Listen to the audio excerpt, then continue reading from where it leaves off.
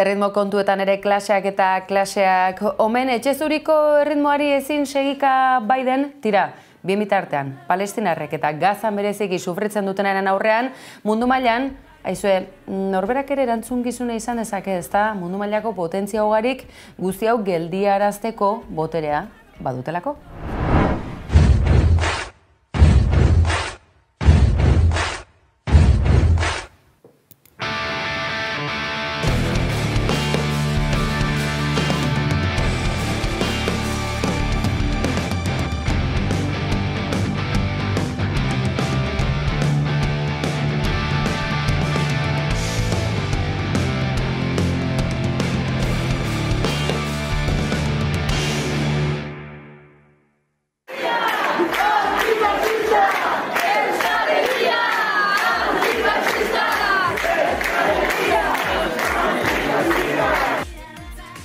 Lapurdiko hiriburuko karriketako manifestazioa zen hori bart gertatu da, ez baita aztekoa Ipar Euskal Herrian eskuinmuturrak azenolako gorakada izan duen.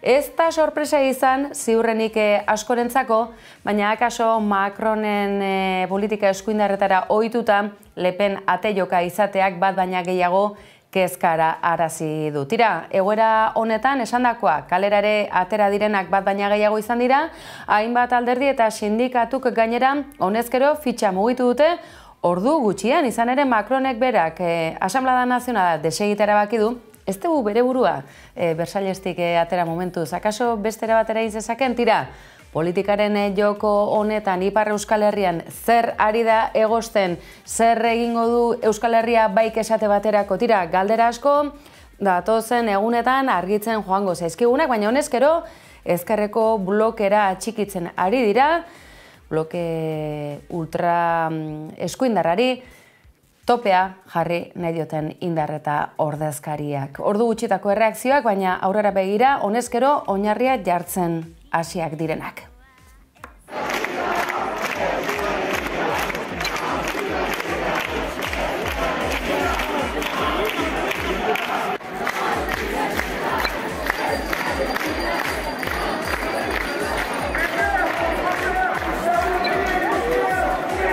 Usten dugu ez, zenolako emaitza izan den atzo, egia da ezin dugula erran ere ez sorpresa bat zenik, orokorrean, zeren olako emaitza bat itxoiten zen eta mareluski. Hala ere, Ipar Euskal Herriko emaitzak oso kezkagarriak dira, eta beraz, beharrezkoa da, atzo egiten genuen bezala, baina mobilizatzea eta fasismoa borrokatzea. Beharrezkoa da ere, Ipar Euskal Herritik segitzea, alternatibak sortzen gure herritik, Euskal Herria egiteko ere herri antifasista bat, eta erraiteko ez dugula ala utziko. Egia da dena ez dela irabazten ere ez bozkatuz, baina antolatzeko beharra dagoela eta ez dugula amor emanen.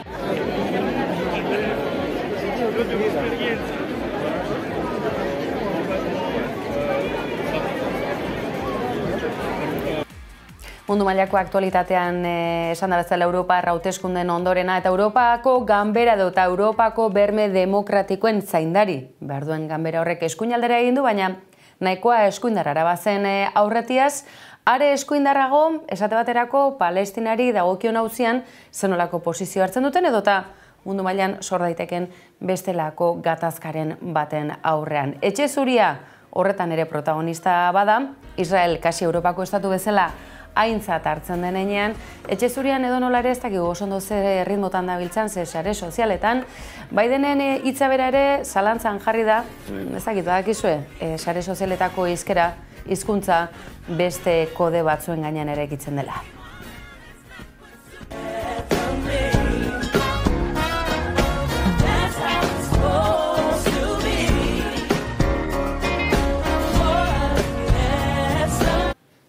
Eta irudi hauen gaineko iruzkinak 110 dituzue, guk ekarri egin dizuegu bakoitzak bere ondorioak atera ditzan.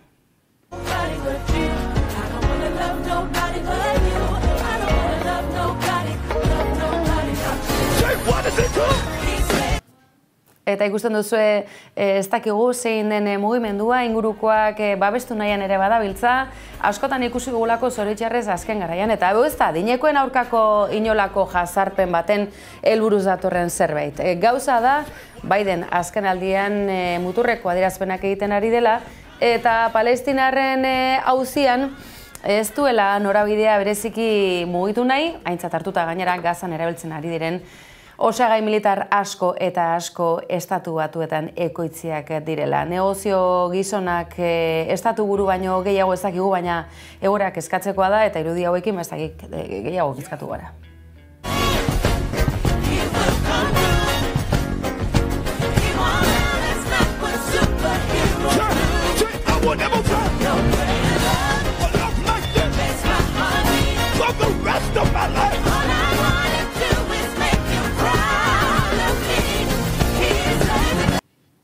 Gauzak onela esango duzue eta boikota eduki edota sortzen diren material edota ekoizpen militarrei egin behar ote zaie. Kaso bai, baina badira geure egunerokoan beste hainbat eta hainbat erakunde ematen susmopean daudenak. Besteak beste, Nazio Batuen erakundeak berak genozidiotzat definitu duen gatazka baten aurrean, zehar lerro ere badiren hainbat marka komertzial mundu mailakoak dira. Horren inguruan ere, hainbat izan dira, Euskal Herritik abiatuta mundu zabalean izan diren protestak, adierazpenak eta eskakizunak ere. Horiek ekarri izkizuegu gaurkoz geopolitikaren atal honi heltzen ari garen honetan.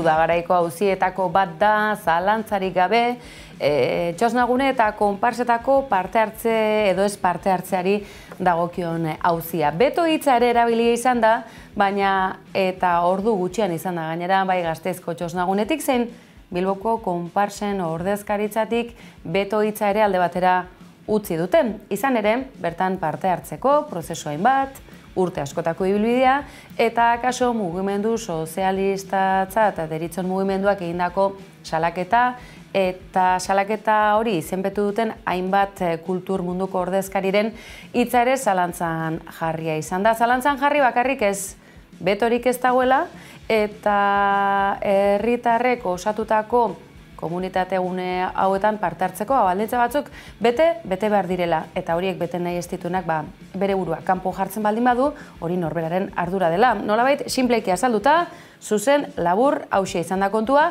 Gasteizkoek hala esan zuten, orain Bilbo handitik etorri dira konparsak, gauza bera berrestera, eta gainera, nolabaiteko keixa ere adierazi eta hainbat izan direlako, beto politiko bat egon badagoela dioen agiria izenpetu duten sortzaileak eta eroengana jo gabe gainera.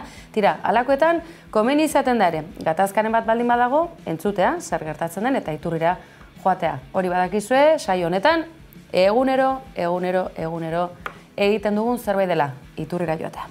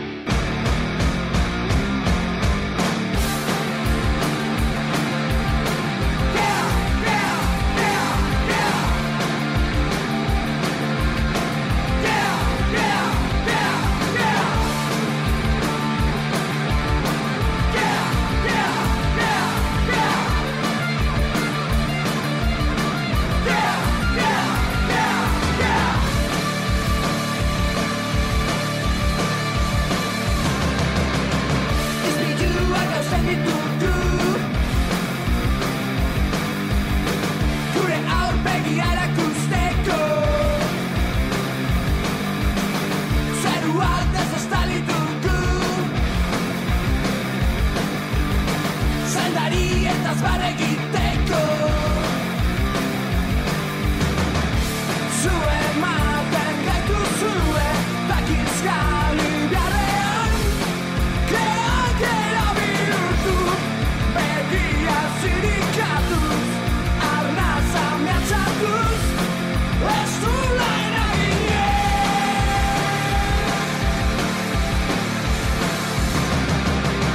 Beti aurkituko gaitu zue.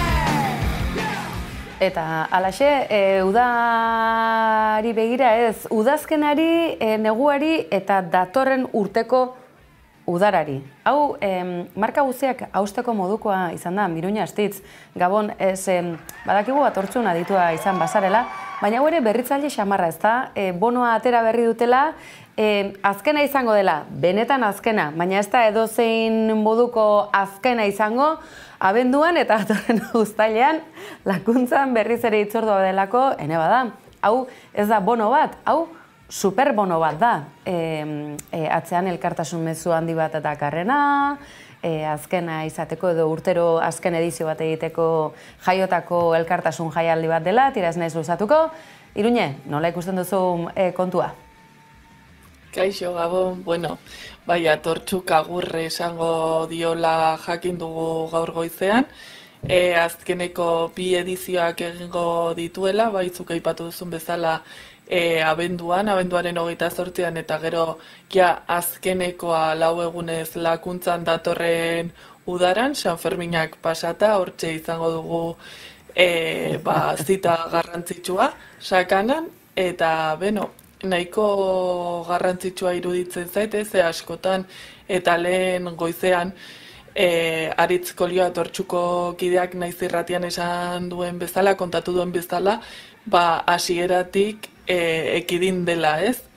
Jaialdi bat edo zerbait ospatzeko festa bat zela esatea edo festa bezala izendatzea, baizik eta jaialdi bat dispertsioak eragindako koste ekonomikoari aurre egiteko diru ateratzeko jaialdi bat, eta desagertzeko helburuarekin sortutako jaialdi bat, ez? Iruñe, edonolare, bai, ikusten zaituztegu gainera urtetan antolakuntza honetan gainera zenbat eta zenbat lagune aritu zareten. Ez zaizu iruditzen edonolare beti alako kutsu seriogia jartzen diozuela, alegia azkena izateko jaiotako elkartasun jaialdia, baina azenolako zerbitzua eskaini dion baita gizarteari ere, eta orain zer, atortxu ospatuko ezpada, zer egingo ote dute atortxu zale guzti hauek? Ze uste dute Iruñeko udaletxe plazan, ez dutela udaletxe plazan barkatu, Gaztelu plazan ez dutela nahikoa izango. San Ferminetan hori UPNek alaxe diolako, tira beste txiste txar bat besterik etzen. Eta orain zer, atortxu zaleekin zer gertatuko da? Beno, 26 urte eta gero atortxu jaialdiaz gozatzeko, nolabait, gozatzeko aukera izan ondoren, bueno, zer, oraindik baditugu, azkeneko bi edizioak datorren urtean, irailean, ikusiko dugu, zer dagoen, ze beste tresna, ze beste herramienta sortzen direnez, ze azkenean, eta pixkat ere helduta lehen Aritz Koliok naiz irratian esandakoari, atortxu badoa, baina tresna berriei aurre egingo die, ze azkenean 26 urte hauetan asko aldatu da kontekstua, eta adibidez dispertsioarekin bukatzea, pues, nahiko garrantzitsua izan da. Akaso datorren uztailekoa, itxaropen baten aritik etorriko ote da, ze pentsatzen dut, bat baina gehiago izango dela urte guztiotan elkartasun jaialdi honi begira, barrote batzun atzetik begira ondena eta esan du, ni noizbait joango naiz. Arazoa behin aukera izan da, jaialdia bera desagertzea, tira, hori izango daulako hautzi kontraesankor bat ikusteke, edonolare gaur albiste zalantzarik ez, hainbeste edizio eta gero azken txampan sartuko dela, baina ez da izango dozein txampa, datorren uztailari begirare jarri gaituelako Atortxu Rokek. Gauza serioak ditugu gaur aipatzeko, Iruñe. Atortxurekin hasi, zer gertatu ote da hauteskunde Europaretan Nafarroan, ze deigarria da, besteak beste, Nafar ordezkaritza baduzuela, Fernando Barrena bat heldu da, ganberara, baina orokorrean mapari begira jarrita, interesgarri dago kontu ez da, mugaz gaindi begira jarrita, eskuin muturra auspotuta ageri zaigu Ipar Euskal Herrian, Nafarroan akaso izan duzu, horretan esperientzia gehiago, hegoaldeari dagokionean behintzat, ze nola joan da hauteskunde Europarren demokraziaren ariketa interesgarri hau? Bai, nik uste dut alde batetikan erreparatu behar zaiela ere parte hartze portzentaiei, baina, bueno, ja jarrita parte hartze horren barruan bozka eman genuen artean, bai ere aipatzekoa da UPN alderdia etzela aurkeztu, eta deia egin zien euren bozka, normalean eurak bozkatzen dituztenei, nahi zutenari bozkatzeko, ez peperi edo pepera zuzendutako bozkak bideratzeko. Orduan, hala ere, UPNek bere gain hartu du pepera joatako bozka guztiak, edo pepek ateratako bozka. Hori jokaldi hona da, ez da, Iruñe? Hori jokaldi inteligentea izan da, ez da? Argi ez direla zuentzako, baina era berean zuen emaitzak geureak dira. Hau, iruditzen zait, ez dakite, bide berria ari da zabaltzen Ibarrola Anderea, ez da? Bai, bueno, da, txikitan bezala norbaitek ez izula ematen ez zuela partekatzen, baina gero berak bai, ze kompartir es vivir, esaten zuten. Faltazaizun bakarra da, Nafarroa lurralde aberatsa bat dela, erderazko logoa baliatuta, Iruñe. Bai, segi, zer moduz joan da kontuan? Azpimarratzekoa da, pixkat ere jarraitzen diotela aurreko beste hauteskundeetan udaltzain foru komunitateko hauteskundeetan egon den pixkat inertziara, ez? Osea, badaude hiru alderdi fuerte, izango liratezkela PSN, kasu honetan PP, baina jakinda UPN ez dagoela. Eta beste batzuetan UPN eta PP batera joan direla horrelako bozetan, eta EH Bildu. Niri azpimarragarria, bai, Iruñe. Iruditzen zait, EH Bilduk herri kopuruetan lortu dituen bozka kopurua, baina egia da, adibidez Iruña batean oraindikan PPek, ez? Eta soek duten indarra, baina oso interesgarria da Iruñearen auzoka banatutako irudiak, ze ikusten da ja ezagoela bi alderdiren artean, baizik eta hor ere EH Bilduk gero eta indar handiagoa duela. Baina hori, beti ere kontuan izan behar ditugu zenbateko parte hartze portzentaia izan da, ze hori ere garrantzitsua izaten da. Eta askotan ez da kontuan hartzen. Akaso gehiago aintzat hartu beharreko kontua, bai. Bati entzuten genion, hauteskunde batzuen bozak nahikoak edo behintzat legezko izateko, emaitza aintzat hartzeko izateko, zenbateko parte hartzea beharko genuken edo beharko luken gizarte antolatu batek. Hori beste baterako, ziur gaude hauteskunde Europar hauetan, bere biziko garrantzia izan duela Andosilak, eta hortara goaz, aipamen berezi egin geniolako asteburu honetan, aizu, halako kontuei, bereziki, ez dakit, toki berezi egin nahi diogu, ze asko maite ditugu, eta ikaragarri iruditzen zaigu, Nafarroan, hainbat eskualdetan, bailaretan, zonaldetaz ere hitz egin genezake, euskara maitatzeko, erabiltzeko, ikasi ahal izateko, azenolako ahalegin egiten den, eta horregatik gerri zego Andosilako adibidea asteburu honetan hala ospatu delako. Akaso enbidi puntu bat ere ematen digu, ez dakit, Gipuzkoaniako pijolandietan akaso ez direlako aintzat hartzen edo balioan jartzen, hain preziatuak diren eta hain beharrezkoak ditugun baldintzak, besteak beste, euskaraz erosketa egiteko, euskaraz bermuta hartzeko, edota euskaraz ikasi edota lan egiteko, ez da, Iruñe?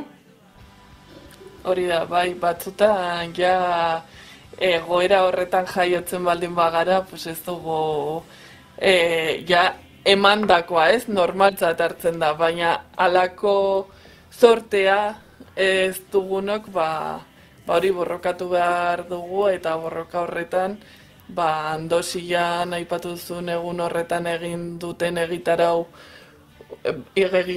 bezain politak diren ekimenak agertzen dira, ez duela gutxi ere izan genuen Tafallan agerraldiaren kontua.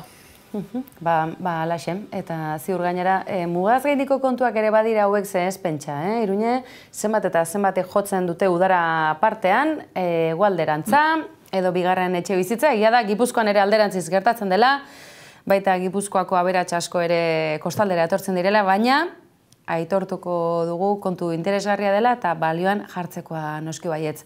Bagoaz, ez goara joango edonola ere, San Ferminak aipatu gabe, Iruñe, duguna dantza taldeak jaurtiko du aurtengo koetea, txupinazoa, izkera guztietara ekarrita. Egia da, urte luzetako ibilbidea duela egina, eta akaso, baten batzuk estali nahi duten garai bateko Iruña euskaldun horren lekuko ere izan daitekena, ezta? Ze badirudi Iruña orain ari dela euskalduntzen eta gauza ere ez da horrela, eta garrantzitsua da akaso lekuko ezberdin hauek txupinazoan ere protagonista izatea. Bai, esan dezakegu Iruña dantzan hasiko duela edo hasiko dituela San Ferminak, ez hola pixkat txiste txarra eginez eta lotura eginez. Hori poesia izan da, Iruña poesia izan da. Duguna dantza taldea delako. Eta hori aipatu duzu, ibilbide luzea duen talde bat dela, kultur elkartea bezala ezakit egituratuta dauden, baina egia da hiriari ekarpen bikaina egin izan diola.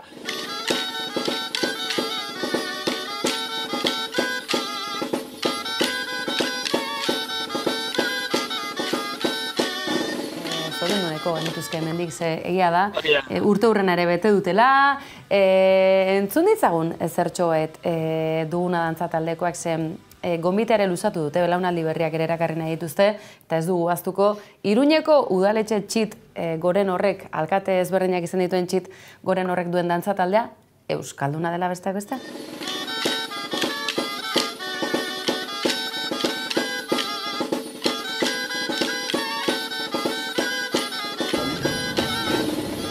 Belaunaldi berriak erakartzeko ariketa ere bai, eta agurtuko zaitugu Iruñe duguna dantza taldearen bideotxo batekin. Aipatu duzu, Euskal Jaiekin alako itxukeriara izan dutela, UPN-eko alkate zenbaitzuk, UPN-ekoak izan dira, ez da kasualitatea izan, eta Euskal Jaiei olako diru murrizketak, eta bar, baina zenbateraino heldu zen Barzina Anderea, pentsa, Euskal Jai izena zuen gaztetxa ere eretxi ez zuela. Izenagatik izango, ote zen? Tira, hori beste baterako gotzeko dugu Iruña astitz. Mila esker beste bain ere geurean izateagatik, eta San Ferminak gertu ditugun honetan, segituko dugu, astero, honi helduz. Honezkero ez dira eskailerak izango, zer izango ote dira? Ez dakit, eguneroko urratsak nola dejoa kontua? Atzera zenbaketa hori modu osasuntxuan dara mazue? Ziur baietz? Turmaleta izango da. Baina, ja, azkeneko espazio hau probestu nahi dut, kontatu dudala duguna taldearen bitxiki hori, baina hemendikan asko posten naiz. Eurak izatea gu dantzan jarriko gaituztenak, uztailaren 6an eguerdiko 12etan botako duten suziri horrekin, koetearekin, eta hori espero dut gozatzea. Iruña astitz, gabon pasa. Gabon.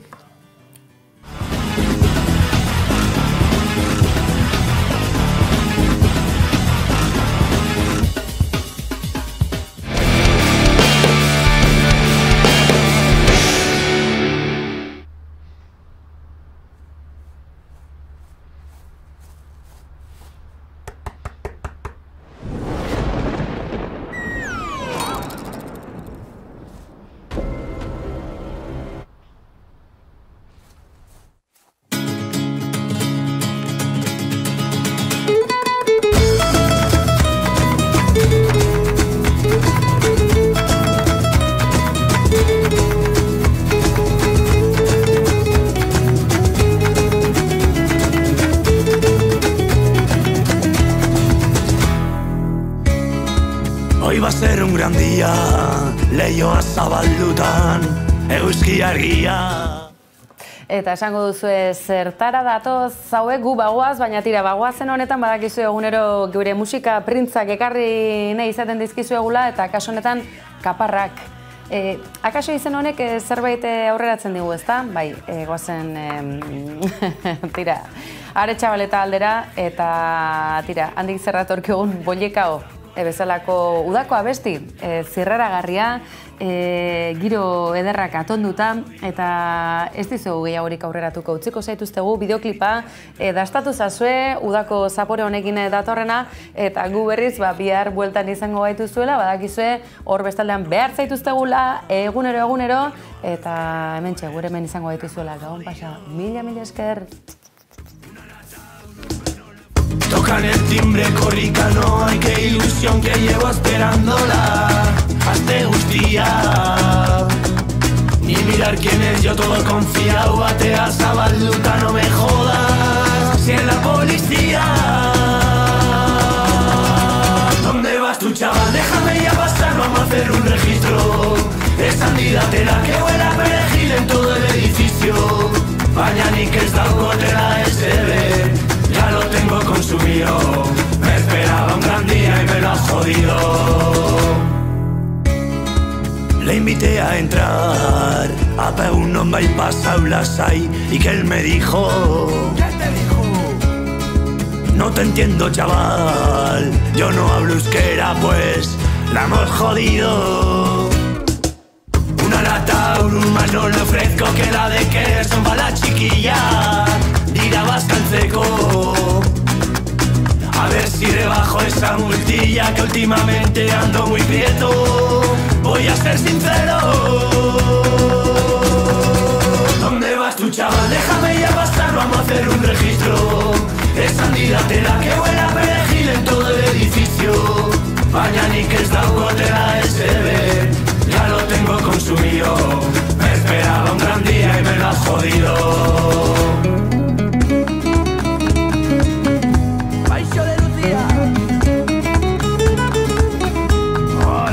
Sé que opositar herriarekin, herria iraguntzeko. Me empezó a interesar, yo le pregunté gehiago jakiteko. Joder, cómo fascina con tanta chapa, ni me ha aburrido. Igual voy pa' Erzaña, que te lo has creído. ¿Dónde vas tú, chaval? Déjame ya pasar, vamos a hacer un registro. Esa tela que huele a perejil en todo el edificio. Baina nik ez daukotela SB, ya lo tengo consumido. Me esperaba un gran día y me lo has jodido. Me esperaba un gran día y me lo has jodido.